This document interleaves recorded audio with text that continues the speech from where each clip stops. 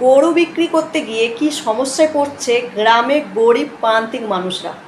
এক ব্যক্তি, হিন্দু ব্যক্তি গরু বিক্রি করতে এসছে। এখানে মুসলিম লোকজন মানে হাটের মধ্যে, বাজারের মধ্যে বলছে আমরা গরু কিনবো না। দেখুন কিভাবে গরু বিক্রি করতে এসে বিপদে পড়েছে এবং তাদের বক্তব্য, আমরা গোমাতা কিনে কেন বিপদে পড়ব। ভিডিওটা পুরোটা দেখুন, তাহলে বুঝতে পারবেন।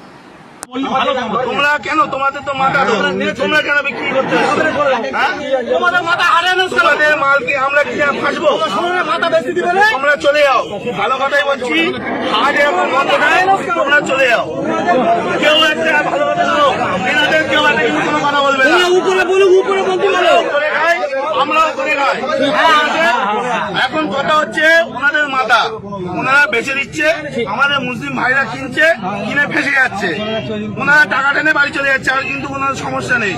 সুতরাং কেউ একটা এদের কোনো কথা বলবে না, এনারাও করে খায়। কিন্তু তোমরা মানে কাকা নিয়ে বাড়ি চলে যাও। সরকার যতক্ষণ না নির্দেশ দিচ্ছে কি হবে কেউ কোনো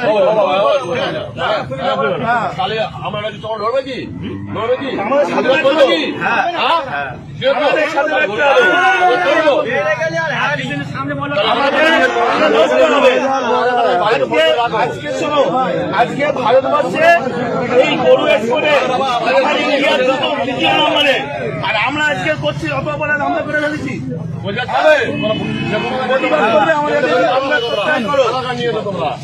আমাদের সাথে প্রতিবাদ করলে থাকো, না হলে দেখো না।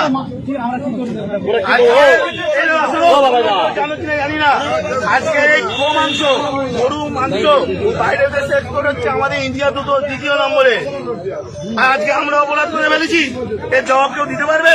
গরুটা কে? সুতরাং টাকা নাম বলো, সঞ্জয়